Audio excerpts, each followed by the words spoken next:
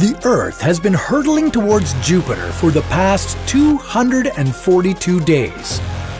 And now, it's about to make impact. Now, we're so close to the giant planet that it's the only thing that fills our sky. Ground temperatures on Earth are rising uncontrollably.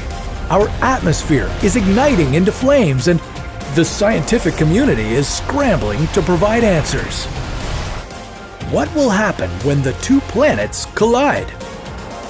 Is there any chance that we could pass right through the gas planet? And how would this collision transform Jupiter forever? This is What If? And here's what would happen if Jupiter swallowed Earth. One way that scientists could find answers would be by looking into the past, because this wouldn't be the first time that Jupiter has collided with another planet. Nearly 4.5 billion years ago, Jupiter was involved in a violent collision with a planet 10 times the mass of the Earth.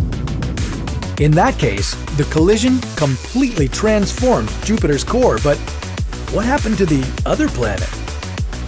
And what can that tell us about our own planet's chances of surviving a crash into the gas giant? To get some answers, let's travel back to 4.5 billion years ago, when Jupiter was just a young planet trying to find its place in the universe. Back then, Jupiter's gravitational pull became 30 times more powerful in just a fraction of a million years. This destabilized the orbits of nearby infant planets and caused some of them to crash into Jupiter. It's believed that one such planet was 10 times the mass of Earth, and it was mainly a silicate ice core. The planet hit Jupiter with an impact speed of 46 kilometers per second. Jupiter only lost a small amount of mass from the collision, but its original core was completely changed. Before the impact, Jupiter had a dense central core of heavy elements, and the rest of the planet was made up of hydrogen and helium. After the impact, the infant planet's silicate ice core merged with Jupiter's, causing Jupiter's core to become diluted. The heavy elements spread out and mixed with the outer layers of Jupiter. While this collision was a defining moment for Jupiter, it meant the end of the road for the other planet. So, what are the odds that the Earth's fate would be any different? Well, let's find out. The Earth orbits around the Sun at an average velocity of 29.78 kilometers per second.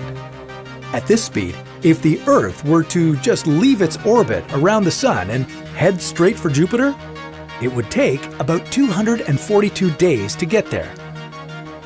Throughout our journey, Jupiter would shine like a bright star, growing bigger day by day, hour by hour.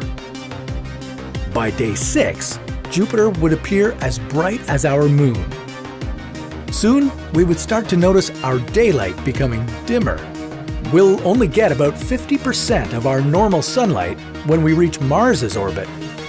Luckily for us, the Earth's atmosphere would act as a buffer, so we wouldn't experience the cold right away, but that will only last a while, so you'll need to invest in some heavy-duty winter gear.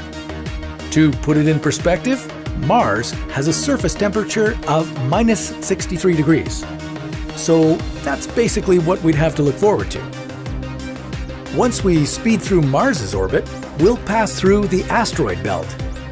We'll get to see beautiful meteor showers lighting up the sky, but we'll also be at risk with colliding with some of those meteors, so let's keep moving. After 242 days of traveling through our solar system, we would finally reach our destination, Jupiter. As the Earth is pulled into Jupiter, our planet's velocity could increase until it reaches 60 kilometers per second. That's 250 times faster than an airplane flies, so you'll want to hold on tight. Oh, and did we mention that Jupiter has 79 confirmed moons orbiting it at all times? So there's a serious risk that we could collide with any of them as the Earth is pulled in closer. And if we do happen to avoid all those moons, things would only get worse. As we crash into Jupiter, both planets' atmospheres will be compressed, rapidly increasing the temperature and essentially setting the air on fire. But at least we won't have to worry about colliding with Jupiter's core, because we'll never make it there. Our planet is too small and would burn up in the atmosphere before that ever happens. But this would have a huge impact on Jupiter, as the Earth's remains would completely mix into its atmosphere. So if you ever notice our planet going off course and heading towards Jupiter, you might want to jump off along the way.